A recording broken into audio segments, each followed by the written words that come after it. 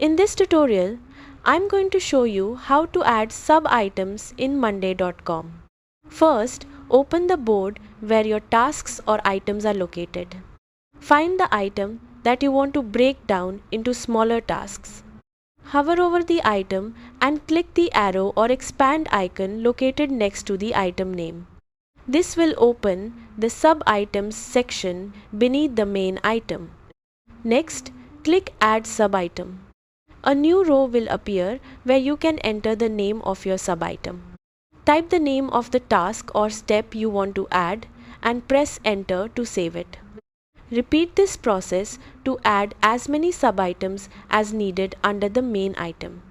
You can also customize your sub-items by assigning team members, setting due dates, updating statuses, adding files, and including notes just like you would with regular items. If needed, you can edit sub-item names, rearrange their order, or delete them at any time. Using sub-items is a great way to break large projects into smaller, manageable tasks and track progress more effectively. That's it. You've successfully added sub-items in monday.com. Thanks for watching.